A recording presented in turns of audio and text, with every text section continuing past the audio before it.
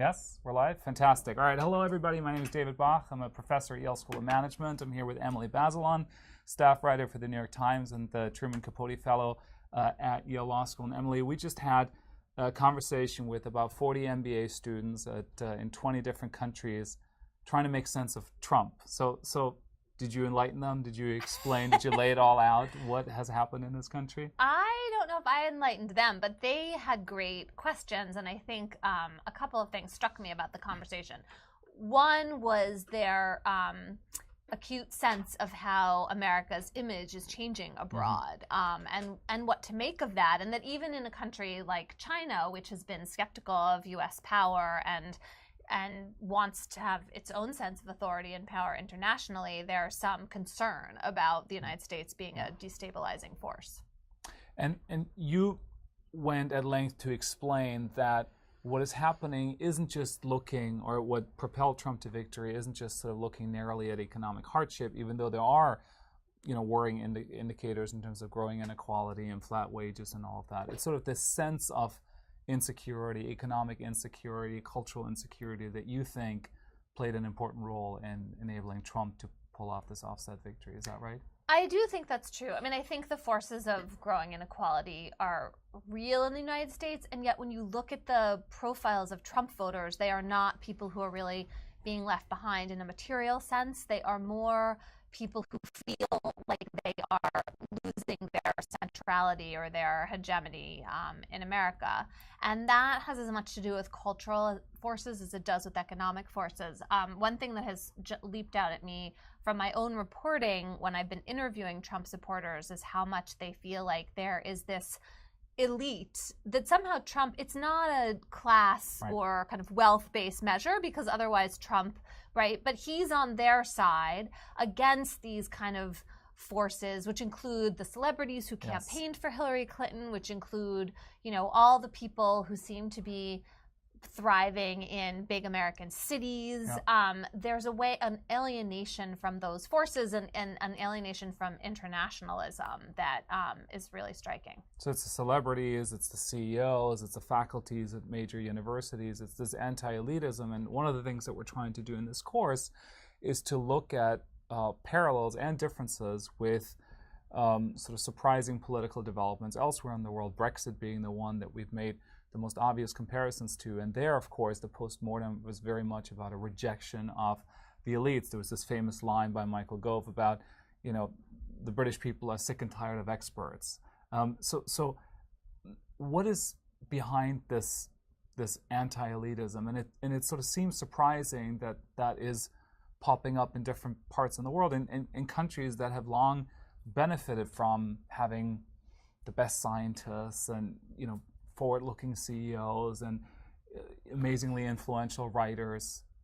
Right, and yet if you think about it in geographic terms, I think it becomes easier to understand, right? So both with the Brexit vote and the Trump election, you see this profound divide between urban and rural folks, with suburban people kind of in the middle.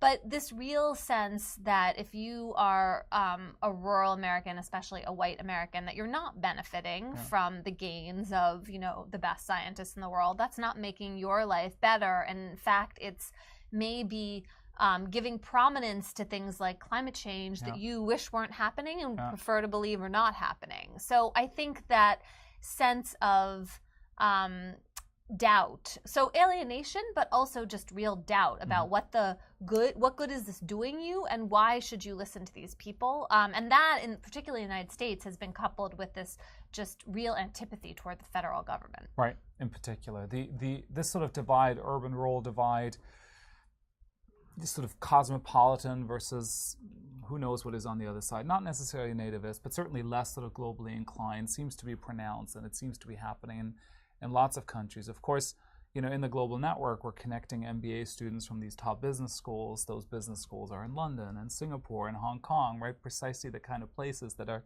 clearly on one side of this. What advice did you have for the students, or do you have for people watching, about how those invested in this integrated global cosmopolitan order can help bridge that divide? Because, clearly there's some work to be done there.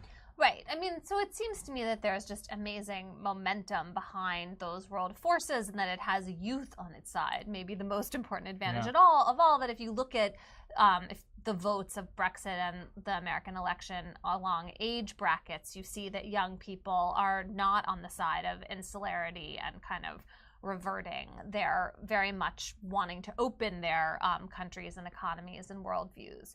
So that seems like it's incredibly important to keep that momentum going, and I think young people have to really invest in it despite what they see as this retrenchment around them. At the same time, it's important to try to think about this from the point of view of people who are not necessarily sharing in the benefits, and to imagine what it would be like to live in a town that has no prominent business school, maybe has like a decent university or college in it, but that's not people's real sense of, it's not what gives them pride in their community and their sense of rootedness. And there is this sense of literal depletion of rural communities where people are simply moving away. They are being hollowed out, and yet the people left behind don't want to move and feel a sense of real loss. Yeah, no, I think that's right, and again, it's not something that is just happening in the U.S. and in the UK. You see it in Western Europe. You see it in Turkey. So the divide between the cosmopolitan elites in Istanbul and what is happening elsewhere in the country. You see it in the Philippines. You see it in so many places that have seen this. You said youth is sort of on your side or is on the side of global integration and retrenchment. How worried are you that we're seeing a real seismic shift, and that in upcoming elections in Europe, elsewhere, that this sort of nationalist sentiment, the sort of rejection of elites, rejection of facts, rejection of science could continue to propel skilled populist leaders who can exploit that. And I know, populism is a broad term, but the kind of people we've been talking about. Right. I mean, I think we are going to see a starker division along those lines in the coming years. And there are going to be places in the world that resist, that become the places that are most attractive to people who want to continue with that globalist sense of economic enterprise and development. I mean, it's too early to write off the United States. We have too much energy in certain cities in the country toward that. And I think that's also true of the UK, although I know there's a lot of nervousness, obviously, in London about the potential changing profile of that city. But they're right. There are going to be winners and losers in this shift. Right. And I think one thing that's unsettling right now is that we don't know the results of the elections in Italy, Germany, and France. Right. And so it feels like there could be this wave happening. On the other hand, that wave could also be stopped. Right. And you're reminding us that, presidents have 4-year terms in the U.S. Brexit is a different matter. Yes, I mean, that's Brexit a generational change. Yeah. I know you need to run. I wanted to thank you once again for taking the time to engage with our Global Network students, to share your insights, and then also to take a couple of minutes now to share sort of with the world at large, what it is we discussed. Yeah, my pleasure. Thanks really for listening. Appreciate it. Thank you. You're welcome.